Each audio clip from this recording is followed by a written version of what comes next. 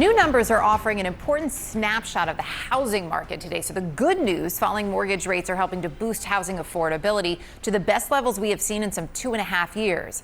The bad news, many families still believe they are light years away from capturing this piece of the American dream. CNN senior reporter Matt Egan joining us now to walk us through this data. So Matt, walk us through what exactly are we seeing that points to both the good and the bad here in these new numbers?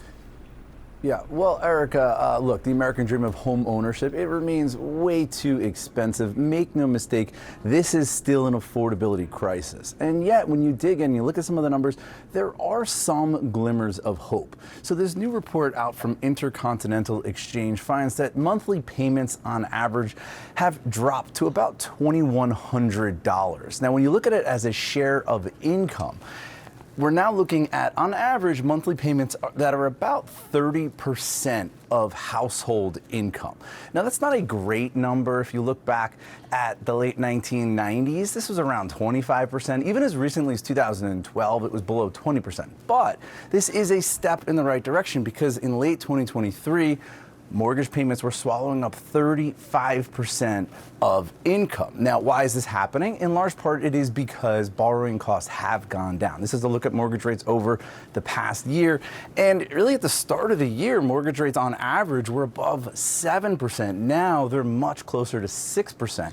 The lower the mortgage rate, the lower the monthly payments. But as you can imagine, this really varies city by city and market by market. And the good news is that, yes, in some markets, it is more affordable to buy right now, right? Less than 30% of income in some cities, including Buffalo, Pittsburgh, Atlanta, Minneapolis, Oklahoma City as well. But also, perhaps not shockingly, it is still expensive in a lot of places. You look at Miami at 38% of income, almost 40% in Seattle, New York at 46%, and look at this, almost 2/3 of income in Los Angeles is swallowed up on the price of an average home.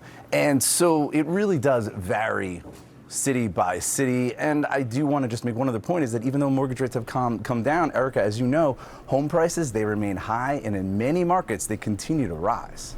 So what is there to do, especially when you lay it out and we see how disparate the issue is across the country? What can actually be done to address the affordability crisis, Matt?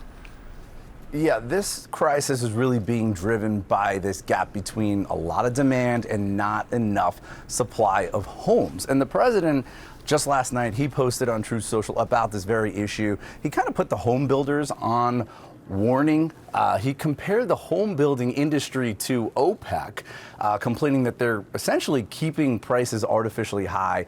He says that they're sitting on a record amount of empty lots, and he urged the home building industry to really start to produce more and more homes and restore the American dream. Now, one of the major issues here, of course, is the supply of homes, right? Goldman Sachs says that to really address this shortage of housing, you need to build 3 to 4 million new homes.